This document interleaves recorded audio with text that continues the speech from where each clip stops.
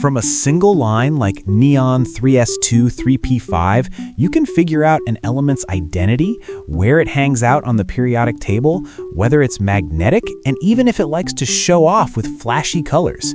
Basically, it's chemistry's version of reading someone's dating profile, but with fewer bad selfies. By the end, you'll be able to look at a configuration and answer 5 burning questions. Who is this element? Where does it live? How many valence electrons does it bring to the party? What charges does it like to wear? And is it magnetic or not? Think of it as speed dating with atoms. Swipe right on knowledge. Let's warm up with oxygen. 1s2, 2s2, 2p4. The big number is the energy level, the letter is the subshell shape, and the superscript is how many electrons are chilling there. Easy, right? Just remember, S holds 2, P holds 6, D holds 10, F holds 14. It's like seats on a bus, and electrons are those passengers who never want to sit next to each other if they can avoid it. For heavier elements, chemists get lazy. Efficient, and use shorthand. Chlorine can be written as 1s2, 2s2, 2p6, 3s2, 3p5, or just neon 3s2, 3p5. The bracketed part is neon, so we skip the boring part and jump straight to the juicy valence electrons. It's like saying, yeah, I've already binge-watched seasons 1 to 10, let's just start at season 11. Count the electrons, and boom, you've got the atomic number. Neon 3s2 3p5 adds up to 17, which is chlorine. So yes, the same stuff that keeps your pool clean has a secret identity as a neat little electron configuration. Highest principal quantum number? That's your period. Here it's 3, so chlorine is in period 3.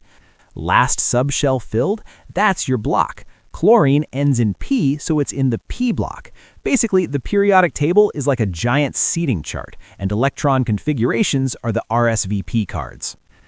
Valence electrons are the drama queens of chemistry. They decide bonding, reactivity, and whether an atom plays nice.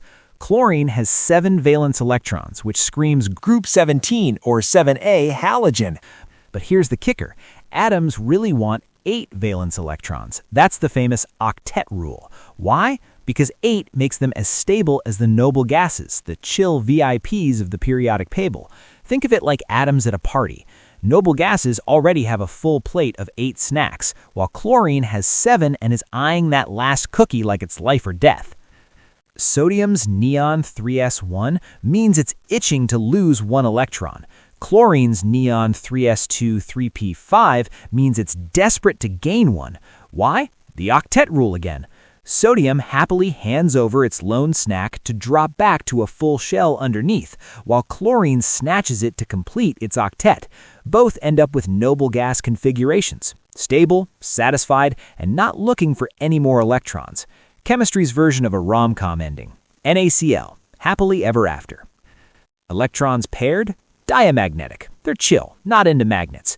Unpaired, paramagnetic. They're single and ready to mingle with magnetic fields.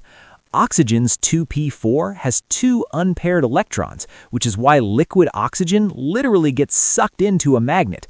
Yes, chemistry can be that dramatic. Go down a group, atoms get bigger, more shells, more personal space. Go across a period, atoms shrink, more protons pulling electrons in like a clingy friend. And don't forget those stable half-filled and full-filled subshells like D5 and D10, which are chemistry's version of plot twists. Transition metals are the rock stars of chemistry. Their d orbitals make them unpredictable, colorful, and great at catalysis.